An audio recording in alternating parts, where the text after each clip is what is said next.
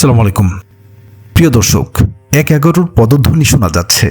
এক লাইনের এই লেখাতেই রাজনীতিতে নতুন মোড়। কারণ এই সংখ্যা আর কেউ নন, প্রকাশ করেছেন খোদ সরকারের প্রভাবশালী ছাত্র উপদেষ্টা, তথ্য ও সম্প্রচার উপদেষ্টা মাহফুজ আলম মাহফুজ। আজ সন্ধ্যা ৬টা ৪০ নিজের ফেসবুক ওয়ালে তিনি লিখেছেন ১-১১ পদধ্বনি শোনা যাচ্ছে।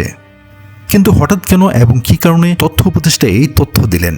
সূত্র বলছে, আগামীকাল প্রধান উপদেষ্টা প্রফেসর মোহাম্মদ ইউনূস বিকেল ৫টায় জাতীয় সংসদের দক্ষিণ প্লাজায় জুলাই ঘোষণাপত্র পাঠ করবেন।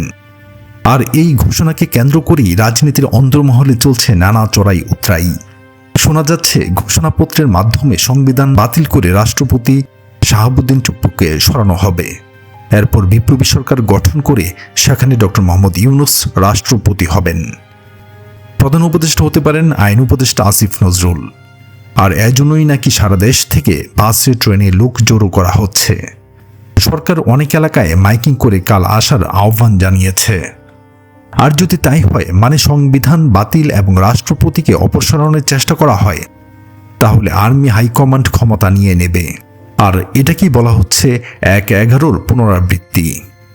আর এজন্যই নাকি কাল বিএনপিকে এত বড় অনুষ্ঠানে ডাকা হয়নি, দাওয়াত দেওয়া হয়নি।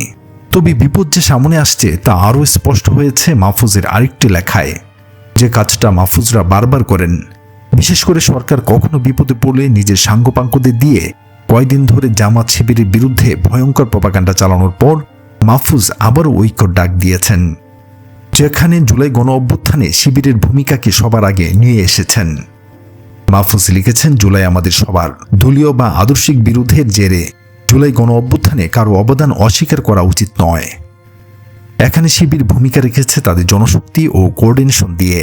বিভিন্ন প্ল্যাটফর্ম থেকে শিবিরের কর্মীরা অভ্যুত্থানকে এগিয়ে নিয়ে গেছেন, ক্ষেত্রবিশেষে চালিয়েও নিয়ে গেছেন। ছাত্রদল ঢাকাসহ বিভিন্ন স্থানে বাহিনীকে প্রতিরোধ করেছে, প্রতিরোধে স্পটগুলোতে লড়াই করেছে।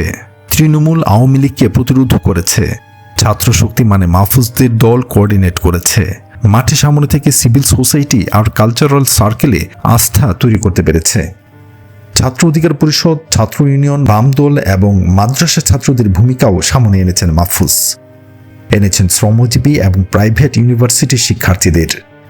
স্কুল কলেজের শিক্ষার্থীদের ভূমিকা সামনে এনে মাহফুজ বলেন, বিভিন্ন বিশ্ববিদ্যালয়ের সাংবাদিক সমিতি এবং অন্যান্য সামাজিক সাংস্কৃতিক সংগঠন অভ্যুত্থানের পক্ষে নীরব অথচ কার্যকরী ভূমিকা রেখেছে। ছাত্রলীগের একাংশকেও ক্রেডিট দিয়েছেন মাহফুজ। তবে রাজনীতি বিশ্লেষকরা বলছেন, এর আগে সেনাপ্রধান ওয়াকারুজ্জামানের সাথে দ্বন্দ্বে ডক্টর ইউনূস যখন মহাবিপদে পড়েছিলেন, তখনও এই একই কাজ করেছেন মাহফুজরা। অগত্যা জামাত আমির শফিকুর রহমান বাধ্য হয়ে সব পক্ষকে ম্যানেজ করে সরকার টিকিয়ে রেখেছিলেন। এবার তো তিনি অসুস্থ হয়ে হাসপাতালে। ফলে মাহফুজদের এই দুঃসময়ে কি পরিণতি হয় সেটাই দেখার বিষয়। এর আগে ২০০৭ সালে ১-১১ যখন আওয়ামী লীগ এবং বিএনপি জামাতের ভেতর রাজনৈতিক সংঘাত ও নির্বাচন নিয়ে অনিশ্চয়তা তৈরি হয়, তখন ক্ষমতায় বসেছিল সেনা সমর্থিত তত্ত্বাবধায়ক সরকার। ওই সরকার ছিল অনির্বাচিত, দীর্ঘমেয়াদী এবং তাদের অধীনে দুর্নীতি বিরোধী অভিযান, রাজনৈতিক দমনপীড়ন, গণগ্রেপ্তার এবং বিচার বহির্ভূত কিছু কর্মকাণ্ড পরিচালিত হয়।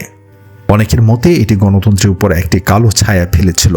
আবার কেউ কেউ মনে করেন এটি রাজনৈতিক শুদ্ধির একটি বড় প্রয়াস ছিল।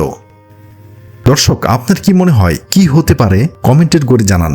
আর এই চ্যানেলে নতুন হলে রাজনীতির এমন নতুন নতুন তথ্য বিশ্লেষণ পেতে অবশ্যই চ্যানেলটি সাবস্ক্রাইব করবেন এবং বেল আইকনটি বাজিয়ে রাখবেন। ধন্যবাদ।